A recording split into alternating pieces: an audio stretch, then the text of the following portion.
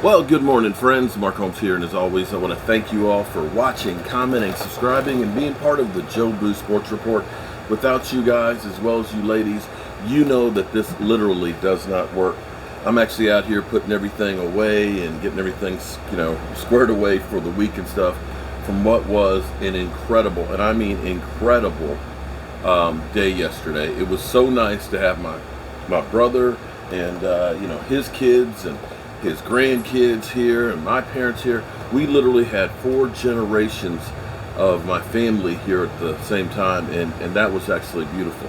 Beautiful because it was also a Victory Monday, and the Cowboys right now are humming. The 3-1. And in case you hadn't noticed, the teams that we've been facing have been good teams. We just gave Carolina the very first loss. Chargers. Los Angeles Chargers. We ended up giving them their one loss. We'll see what happens tonight against the Raiders. And we destroyed the Eagles. Not that the Eagles are a good team, but we destroyed them. You take care of the teams that you're supposed to beat. And we were a few bad calls away from beating the defending Super Bowl champions. So right now, things are looking good. Now, can we now stop with the Zeke Elliott is done talk?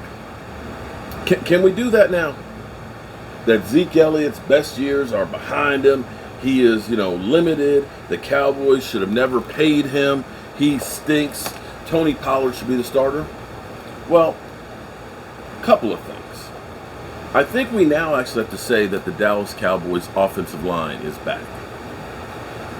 It's a whole lot different when you're running behind the Great Wall of Dallas as opposed to a mismatch of guys that you're not sure they should be NFL starters.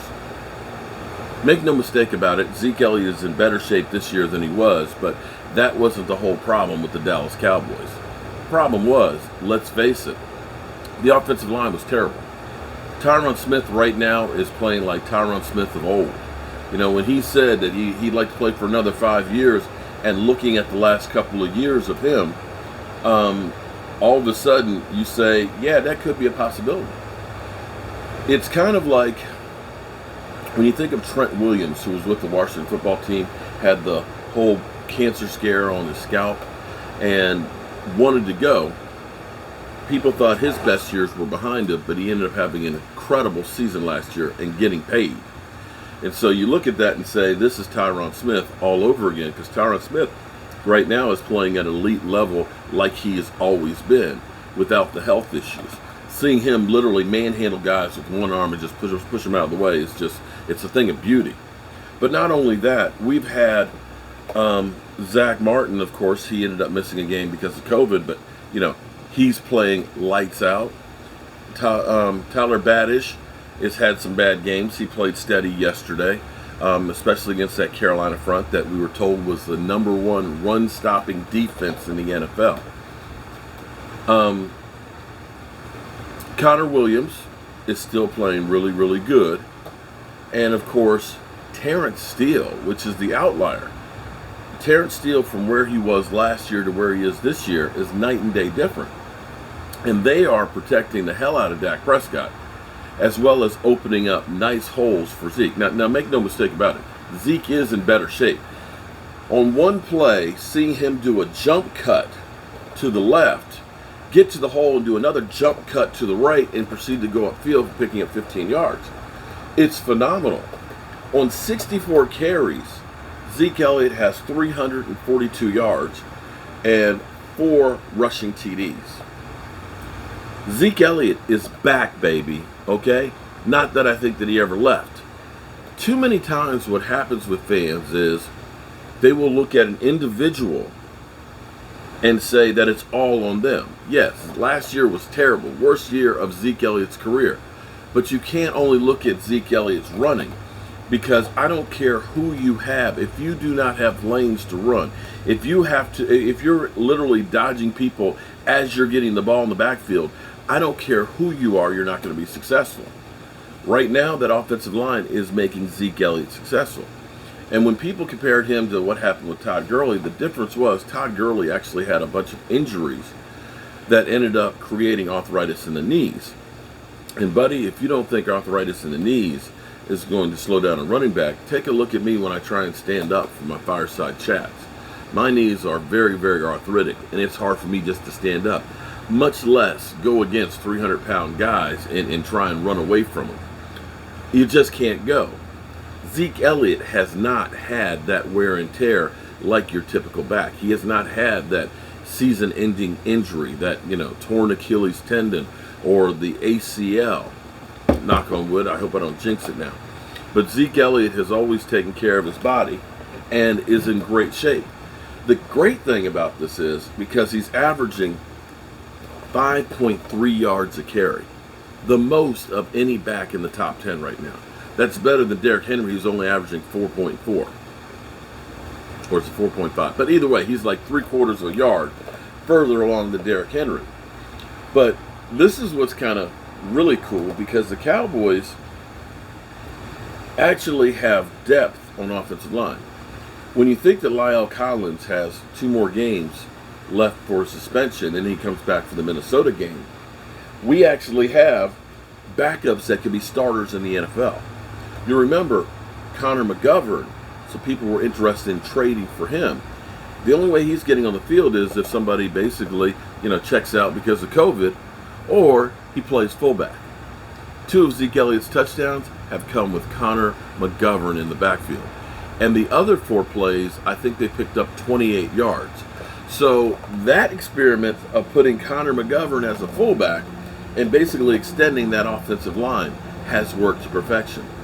But the other component, of course, that has helped in the reemergence of Zeke Elliott, quite frankly, is having Dak Prescott. When you put Ben DiNucci, and I'll say Andy Dalton, regardless of Colin Cowherd thinking that there's not much difference between Dak Prescott and Andy Dalton or Cooper Rush, it does make a big difference. Because with Dak Prescott being the distributor, and I don't know if people think of that as a derogatory term, kind of like bus driver, Dak Prescott finds the open man. That's what you want a quarterback to do. Yeah, sure, it's nice to see him throw into double coverage and a spectacular catch, but your odds of being successful are a lot less than finding a guy who's wide open. And Dak is deadly with doing that.